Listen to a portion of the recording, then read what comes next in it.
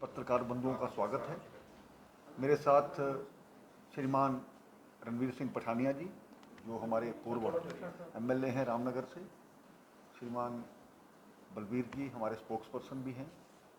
पठानिया साहब एक सीनियर वकील और पार्टी के स्पोक्स पर्सन हैं। प्रदीप जी हमारे मीडिया इंचार्ज। जैसा कि आप सब जानते हैं कि 9 तारीख को भारतीय जनता पार्टी का प्रतिनिधिमंडल विभिन्न विषयों को लेकर के डिलिमिटेशन कमीशन परिसीमन आयोग के साथ मिला था। हमारा प्रयास था कि उनके ध्यान में वो सभी चीज़ें लाई जाएं जिसके कारण से आने वाले जो फैसले होने हैं डिलिमिटेशन को लेकर के, उसमें सभी जो पॉइंट्स हैं, जो मुद्दे हैं, उनको क्लैरिटी के बाद उनको लागू किया जाए। हम सब जानते हैं कि जम्मू के साथ 1995 में जो परिसीमन हुआ था, एक बहुत बड़ी डिस्क्रिमिनेशन हमारे साथ हुई। 2011 के सेंसस को आधार मान करके कल की जो प्रेस कॉन्फ्रेंस है उन्होंने कहा है, और भारतीय जनता पार्टी ने जिस प्रकार से एक बात कही थी, इसके अलावा भी टैरन को लेकर के, कम्युनिकेशन को लेकर के, असेसिबिलिटी को लेकर के, वोटर की जनसंख्या को लेकर के सभी को आधार माना जाए। और हमें लगता है कि उन विषयों पर जो आयोग ने पूरी अपनी सहमति दी है, पॉपुलेशन को आधार माना जाएगा, लेकिन इसके अलावा जो बाकी बातें हैं उनको भी मापदंड बनाया जाएगा। ये एक पॉजिटिव बात है। दूसरा, जो पाकिस्तान ऑक्युपाइड कश्मीर के लिए 24 सीटें हमारे यहाँ पर रिजर्व रखी गई थी, उसके बारे में जब अंदर आयोग से बात की गई थी, उन्होंने कहा था कि ये हमारे दायरे में नहीं आता है, लेकिन हम उसके बावजूद भारत सरकार से बात करेंगे कि इन चीज़ों को कंसिडर किया जाए। और 70 सालों में लगातार पीओके के हमारे जो रेफ्यूजीज़ हैं, उनको जिस प्रकार से अपनी बात रखने के लिए कोई ना कोई ऐसा प्लेटफॉर्म होना चाहिए।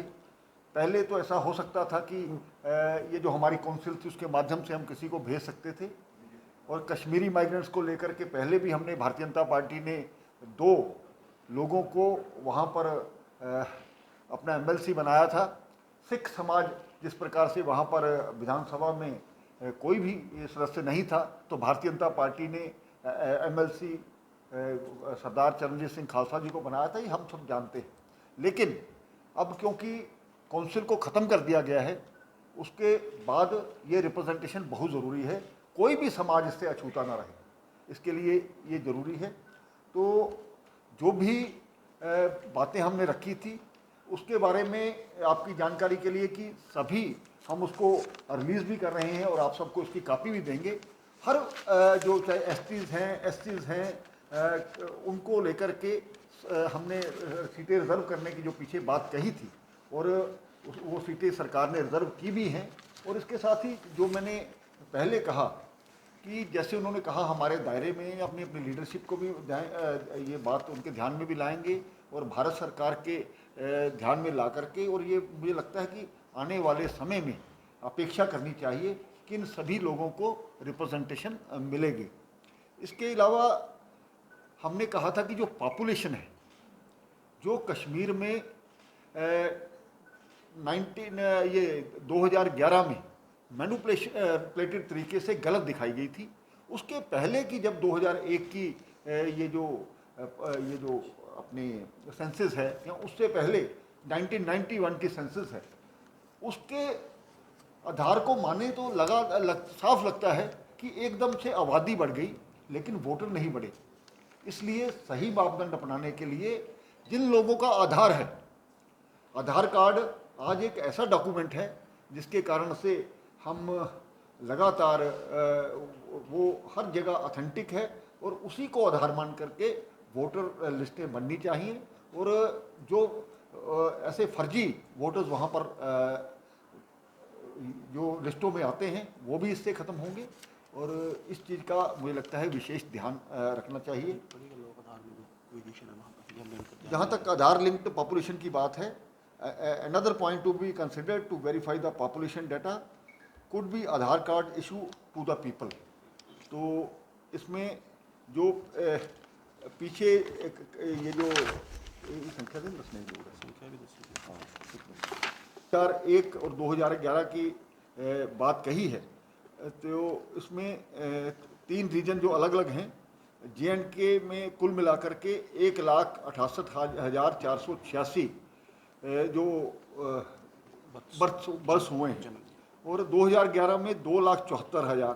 परसेंटेज जिस प्रकार से बड़ी है वो हम अपने आप से अंदाज़ा लगा सकते हैं कि कहीं ना कहीं इसमें गलत तरीके से मैनिपुलेशन की गई है।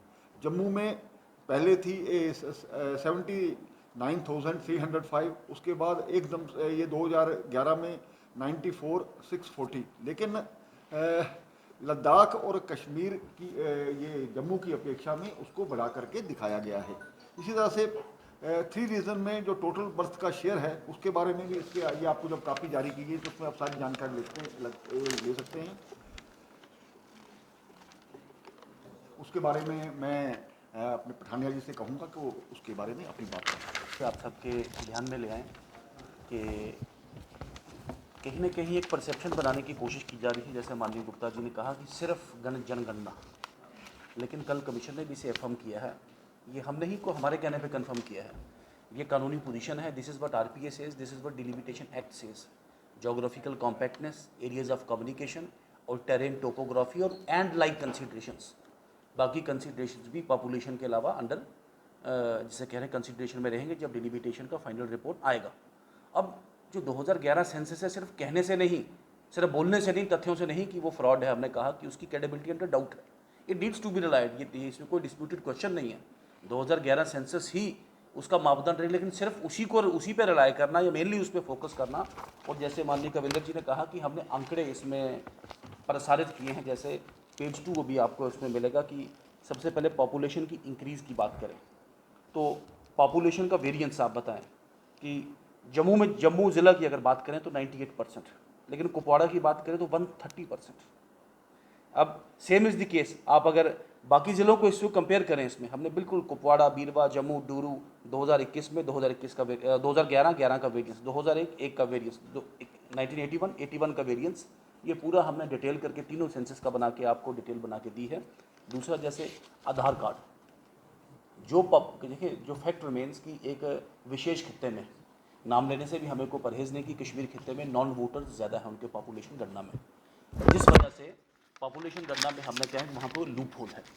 हमने उनको पिन पॉइंट करके बताया है वहाँ कि ऐसी स्टेट्स भी हैं इस भारत में जहाँ पर 98-99% आधार कार्ड एनरोलमेंट हो चुका हुआ है। ऐसे ज़िले हैं जम्मू कश्मीर में और ख़ासकर जम्मू, उधमपुर वगैरह बाकी ज़िले जहाँ पे 2-3-4% रह गया, आधार तकरीबन हो गया, लेकिन सिर्फ श्रीनगर ज़िला में 27% आधार पेंडिंग है। ये पेंडेंसी का भी डिस्ट्रिक्ट वाइज जो डाटा हमने उनके साथ शेयर किया है। अगर तो आधार रजिस्ट्रेशन नहीं हो रहा तो इसका मतलब कहीं ना कहीं ये आशंका ज़रूर है कि जो पॉपुलेशन के गणना के जो आंकड़े हैं उसमें कोशिश की गई है उसको बढ़ा के चलाने की, ये बातें भी उनके ध्यान में लाई जाए। जैसे फर्टिलिटी टेबल्स की बात की, अभी बर्थ रेट की बात की गई, बर्थ रेट में comparatively greater number of increase Kashmir में पाई गई है एज़ कम्पेयर टू जम्मू। तो ये जो हमने डिटेल से तफसील हमने अभी आपके माध्यम से उस दिन डिबेट नहीं की थी, एक तो हम आपको इसमें रिलीज़ करेंगे पॉइंट वाइज, ये हमने पूरा हमारा जो ये डॉक्यूमेंट है जो हमने डिलिमिटेशन कमीशन को सबमिट किया, और जैसे कहा कि पहाड़ियों को रिजर्वेशन, एससीज़ को रिजर्वेशन, एसटीज़ को रिजर्वेशन, या POJK की सीट्स भी फ्रीज करके, हर our point is that every area, every pocket and every unrepresented ethnic group should get a voice in the next assembly. उनको आवाज़ मिलना ज़रूरी है विधानसभा में। इसी पॉइंट को लेके हमने ये जो अपना डॉक्यूमेंट पूरा तथ्य उनके मध्य रखा है, और आने वाले दिनों में भी जैसे कमीशन ने कहा है कि ये फर्स्ट विजिट है लेकिन लास्ट नहीं होगी, बार बार विजिट्स होंगी, और सिविल सोसाइटी के माध्यम से, जिसे कहते हैं स्थानीय लोगों के माध्यम से, और आप जैसे मीडिया के मित्रों बंधुओं के आपसे कोऑपरेशन के साथ इसके जो भी कोई बेटर आर्गूमेंट होगा, हमारी कोशिश होगी, वी डोंट वांट कोई वेज ना बने, कोई प्रेजुडिस ना हो, कोई बायस ना हो, ये कॉम्प्रिहेंसिव रहे। और जैसे बार बार कहा जाता था 95 का परिसीमन, 67 का परिसीमन, या उसके बाद 74 में भी एक छोटा सा परिसीमन हुआ है, तो कम से कम इस परिसीमन पे सवालिया जवाब ना उठें, ये हमारी कोशिश इसमें रहेगी। इसी लिमिटेड पॉइंट के लिए हमने आज आपको आज का जो ये इन्विटेशन दिया था, आपका बहुत बहुत शुक्रिया, बहुत बहुत